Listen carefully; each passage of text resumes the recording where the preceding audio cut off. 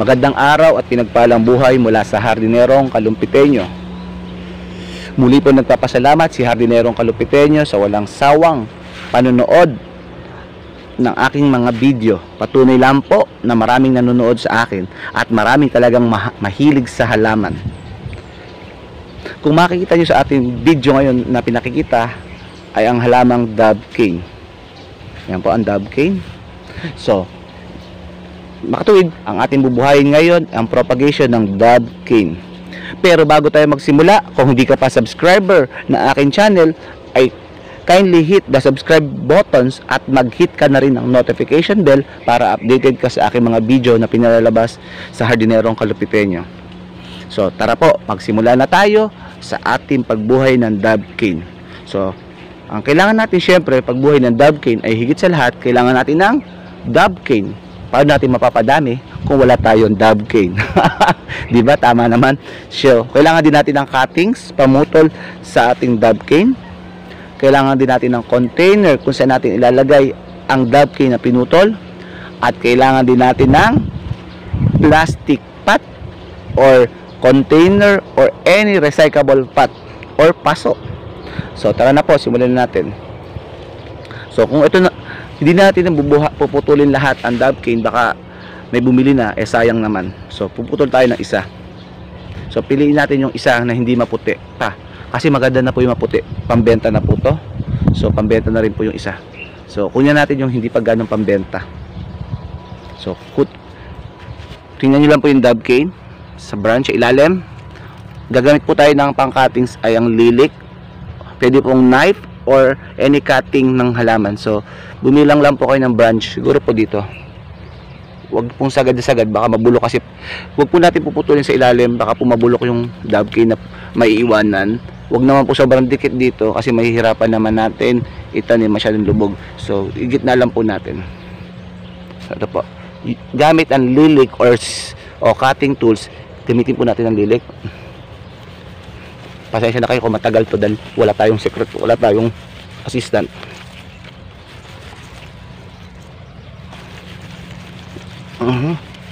Ayun na po, unti-unti na pong bumabagsak ang dove cane.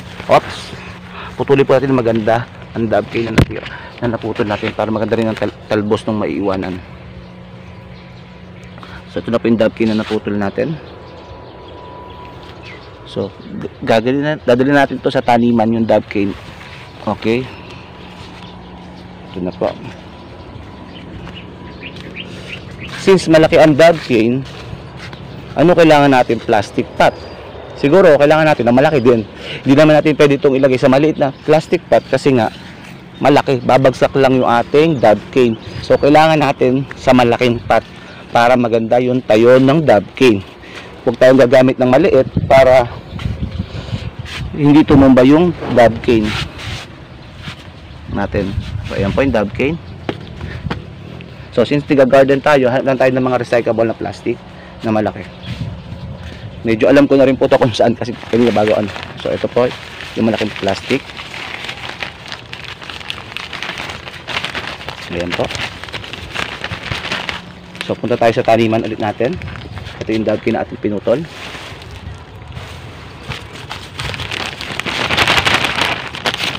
Hawak na po tayo ng hawak ng camera ulit natin para maitanim ko. Sir, ito po, pahawak po ulit. So gamit ito yung plastic na malaki, lagyan ulit natin ng ipa, bulok. Kung meron ka sa inyo, kung may kokopit, pwede po garden soil or loam soil. So lagyan natin ng kalahati lang sa kalahati para hindi nakadikit yung halaman, yung dulo do sa mismong plastic. Kailangan lagyan natin ng konti. Binawasan ko ng konti din sa loob, nakita niyo kasi masyado namang malalim. So kunin natin yung yung loam soil, yung dove cane. Ayan po yung dove cane, kunin natin. So ito po, so magtanggal tayo ng isang dahon.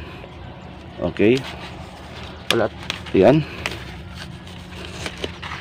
So tayo lang natin. Sir, patayo mo, pakita mo yung ganda ng tindig. So ayun na po, huwag mo na papakita yung mukha ko, sir. Okay na, sir. So ayun na po, baba po tayo ulit sa camera, sir. So pag natayo na po natin yan, lagyan na po natin ng ipa. Yan.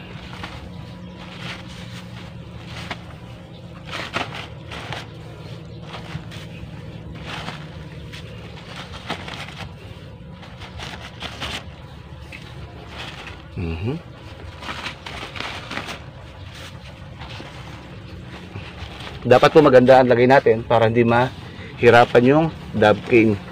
Siksik po dapat kasi baka tumumba.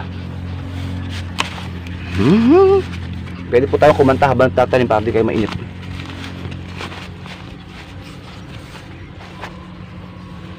So ayan po. Kailangan po bulok na ipa para maganda yung halaman natin. Pagkatapos po ulit dyan, gawin natin dove cane. Itanim na po natin. Yan po, naitanim na. Kailangan na po natin ulit i-watering or diligan. Diligin po natin yung dove cane kasi nga para maganda yung basa. Huwag din po sobra-sobra baka mabulok. Basta tamang water lang.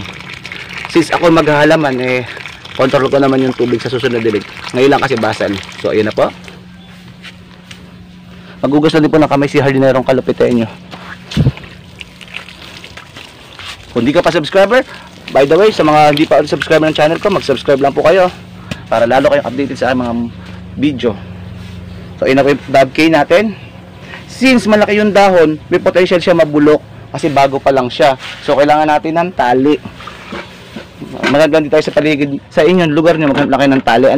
Kung wala kayong tali, mag-ano lang kayo. Hanap lang kayo sa paligid nyo. So, yun na po yung tali. Sir, pahawak po ulit.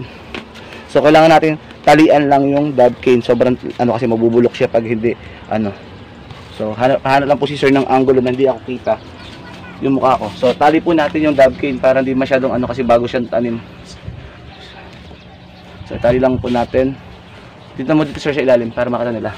Talim lang po natin sobrang buhaga kasi bagong tanim siya, mahihirapan siya pag lalo siyang hinahangin.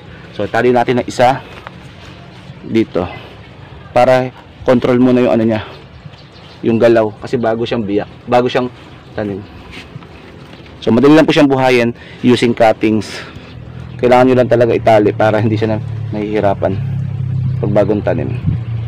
Nahihirapan po kasi yung halaman pag bagong tanim at wala pang ugat. Hindi niya nakokontrol yung bagsik ng hangin. So lagyan po natin ng lupa ulit kasi nga dinilig natin, umimpis yung rice hull. So ayan po. Pagtapos na po tayo ganyan, water ulit po natin.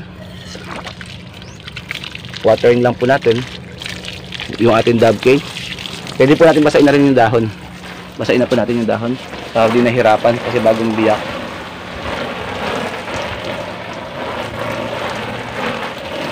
Pag na-water na po natin, syempre lalagyan natin sa paborito nating lugar. Sama natin paborito lugar.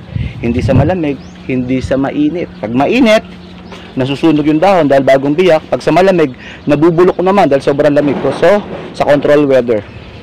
So, sakay na po natin. Bubuhatin ko na po sa pamamagitan ng kamay. Yeah. Oh.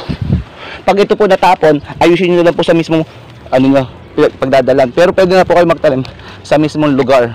Dito lang po ako nagtanim kasi wala pong lupa do sa paglalagyan.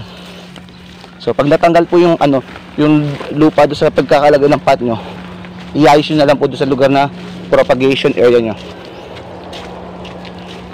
So ayun na po, teka lang, dito po natin lagay